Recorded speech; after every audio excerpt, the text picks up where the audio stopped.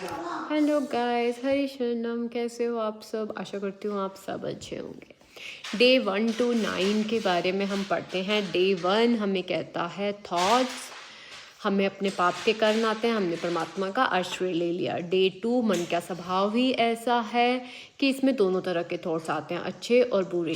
Day 3 ये है कि हमें नाम जप करना है, क्योंकि हमें युद्ध करना है। युद्ध करने से व्यथा होगी और उस व्यथा को हम सहन कर सकेंगे नाम जप से। डे 4 आता है, मन को पागल आदमी बताया गया है और हमें साक्षी भाव रखना है। डे 5 है कि जो रिचुअल्स आपने एक बार डिसाइड कर लिए, जो छोड़ दिए, उसको रिपीट नहीं करना, नए रिचुअल्स बनने नहीं देना। हमें समझना है कि मन का स्वभाव प्रमथन होता है, ये कहेगा कि पहले ये कर लो। नहीं, हमें ऋतु जैसे होती है सर्दी गर्मी, हमें उसकी तरह उसको सहन करना है।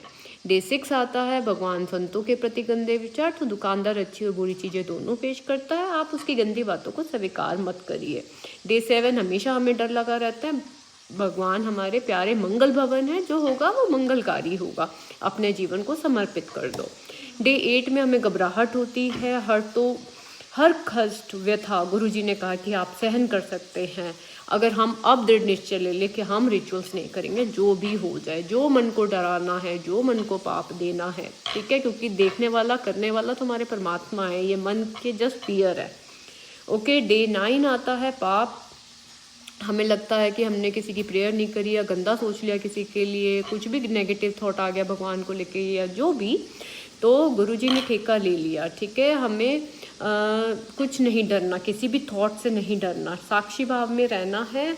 हमें नहीं सोचना कि हमें पाप लग जाएगा अगर हमने किसी के लिए प्रेयर नहीं करी या किसी को पाप लग गया, नहीं। ठीक, डे 10 आता है, गंदी आदत की वजह से जीवन नर्क। तो गुरुजी ने बोला हिम्मत तो आप ही को करनी पड़ेगी, ठीक है, आप ही को छोड़ना पड़ेगा। अब डे 11 आता है, गुरुजी ने स्ट्रिक्ट आदेश दिया कि मन के कथनानुसार नहीं चलना, हमें जज बनना है। हमें ये देखना है जब ये संकल्प कर रहा होता है कि ये क्या भगवत रूपी है या विरुद्ध है। ठीक है, अगर हमारा नाम जब चल रहा है तो गाइस तभी हम उसके रिचुअल्स को रोक पाएंगे। नाम जब नहीं चल रहा तो हम नहीं कर पाएंगे।